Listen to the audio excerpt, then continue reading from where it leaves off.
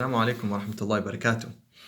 You know, we live in a society which is very, perhaps you could say, quote unquote, rational, and it's a society which is very free, very liberal, very free thinking. Everyone is outgoing. And it's a society in which, if you don't see the logic behind doing something, then, you're free not to do it, or, you don't see a point in doing it. And this, unfortunately, is the reason is the cause behind why many Muslims they will not do certain things that are stated in the Quran, or certain things that are stated to be done as a command by Allah subhanahu wa ta'ala and his prophet, because they don't see the logic behind it. They don't understand. Their intellect cannot satisfy them when it comes to the reason for doing this specific commandment. So they will ask, okay, why should I stop smoking? Does it say anywhere in the Quran? Like, there is no solid argument in the Quran for why I shouldn't smoke. Or one might say, why should I not drink alcohol? I mean, I've read the Quran from cover to cover, and I've never seen anything convincing enough to state otherwise. No scientific research, no references to tell me that drinking alcohol is bad for you, and yada yada. They want 5-volume long explanation.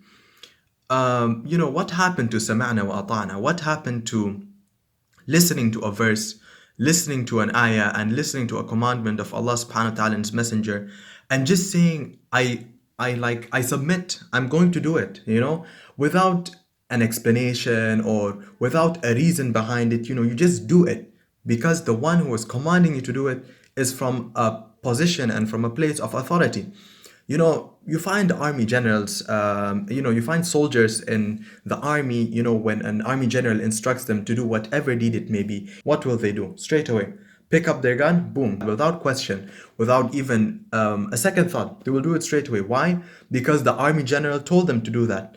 Now, if Allah subhanahu wa ta'ala tells you to do something, just for the sole fact that he is your creator and his position is literally above everything else in this universe, he is the creator of it, then why do you have to question his wisdom and make him convince you before you do what he tells you to do?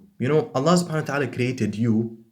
He created you and he created me from nothing, literally nothing. He created us from nothing. So why do you think that Allah subhanahu wa ta'ala, the creators of the heavens and earth, owes us an explanation as to why he told us to do particular things? He doesn't owe us anything. Us going to Jannah or Jahannam is totally in his hands. He can decide today to misguide us, he can decide tomorrow to misguide us, and aslan, it's all been decided by Allah subhanahu wa ta'ala already. The point being that, Allah doesn't owe you any sort of explanation.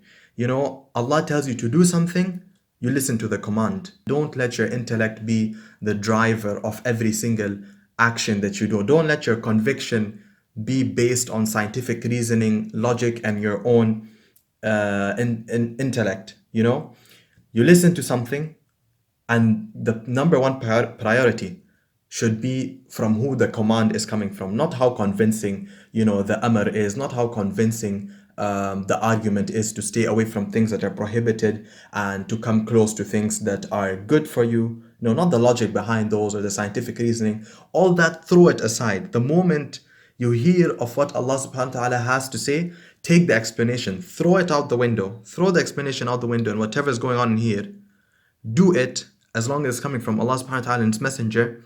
And after you do it, go out and retrieve that logic and reasoning and intellect and begin to discuss it. Because the primary reason for why we do things is not whether we are convinced by it or not, but it's because Allah subhanahu wa ta'ala told us to do it and his messenger. Assalamu alaikum.